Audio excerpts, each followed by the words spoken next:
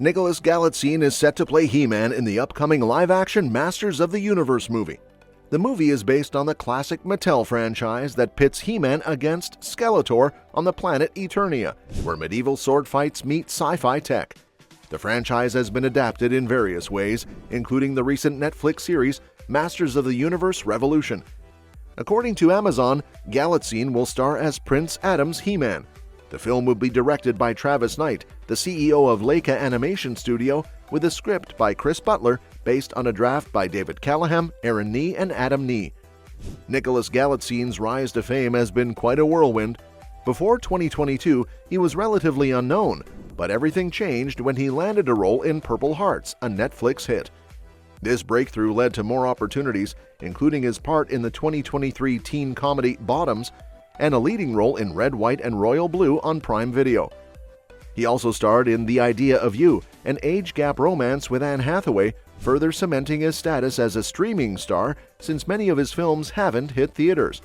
With relatively few film credits so far, landing the role of He-Man in Masters of the Universe is a major opportunity for him. Unlike his previous projects, this film is set to be released in theaters on June 5, 2026. The Idea of You explores the dynamic between an older woman and a young pop star, raising questions about first impressions and deeper understanding.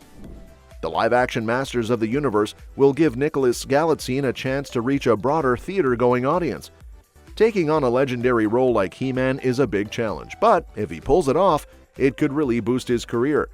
For Amazon, it's a chance to continue their successful collaboration with Galitzine, following their previous projects like The Idea of You and Red, White, and Royal Blue. Fingers crossed that this role will be a major win for both Galitzine and the film. Honestly, I'm really happy with the casting choice, but I'll be even more thrilled if they bring these Masters of the Universe characters to life in the live-action movie. There are so many amazing Masters of the Universe characters that we're eager to see make the jump to live action. The original 1982 toy line had a fantastic mix of unique heroes and villains, and even though the franchise has moved into cartoons, comics, video games, and a 1987 live-action film with Dolph Lundgren and Courtney Cox, a lot of the best characters still haven't appeared in live action. Luckily, a new Masters of the Universe movie is on the way, which could change that by bringing a character like Fisto. Fisto is a pretty interesting member of He-Man's heroic warriors, mostly because his backstory is a bit of a mystery. We know he used to work for Skeletor, but changed sides after becoming friends with He-Man. The 2002 animated series played around with the idea that he might be Man-at-Arm's brother or even Teela's real dad, but we didn't get to see much of that. His powers have changed a lot too.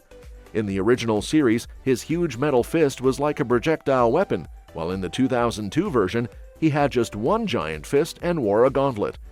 If Fisto shows up in the live-action movie, it could give us a chance to learn more about his past and the story behind his metal fist, no matter which version they use. Plus, making him a funnier character could let him use those classic fist puns from Masters of the Universe Revelation. Another character that I want to see is Merman. Merman started off as one of Skeletor's early minions and was ranked as his number 3 behind Beastman. Over the years, however, his character has evolved quite a bit. He still serves Skeletor, but more out of choice, and has earned the title of King of the Seas, similar to Marvel's Namor or DC's Aquaman. Merman can communicate with and control ocean creatures, and has been a tough opponent for He-Man and the heroic warriors. In a live-action movie, Merman could be involved in a power struggle with Skeletor over who gets to rule Eternia, eventually bowing to the evil Lord of Destruction. His abilities and design make him perfect for intense battle scenes with sharks, giant squids, monster crabs, and other sea creatures. A new film would be a great opportunity to make Merman a major villain, possibly even setting him up as the big bad in a sequel. Moving on, we have Trapjaw. Trapjaw is one of Skeletor's top allies, known for being a powerful cyborg with a sharp-toothed grin. He can travel between dimensions and switch out his right arm with various deadly weapons like laser guns, freeze rays, grappling hooks, and rocket launchers. Originally, Trapjaw came to Eternia with plans to take over the universe, and he took both He-Man and Skeletor teaming up to stop him. This kind of storyline could work great in a live-action film, kind of like a Godzilla vs. Kong vibe. Roger Sweet, the creator of the toy line, mentioned that Trapjaw's design was inspired by the James Bond villain Jaws. In the live-action movie, Trapjaw could be a classic henchman for Skeletor.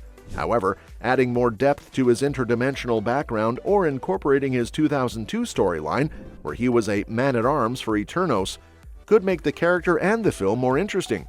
He often steps up as the leader of Snake Mountain when Skeletor is unavailable or defeated, so starting the movie with Trapjaw in charge could be a cool twist. Next is Scareglow. Scareglow is definitely one of the creepiest villains in the Masters of the universe. He's a ghost from another realm who was summoned to Eternia by Skeletor to do his dark bidding. Since arriving, Scareglow has become the rule of Subternia, Eternia's land of the dead, and his fearsome powers have made him a major threat to the heroic warriors over the years. A popular fan theory suggests that Scareglow might actually be Skeletor's ghost from a future universe, based on a recent action figure package that described him as the evil ghost of Skeletor. This would make for an intriguing plotline in a live-action film, showing how Skeletor could summon and control his own ghost to demonstrate just how wicked he can be. Since Scareglow would likely need to be created using CGI, casting Tony Todd, known for his chilling voice work in Revelations, would be a great choice. And speaking of great choice, She-Ra would be the greatest.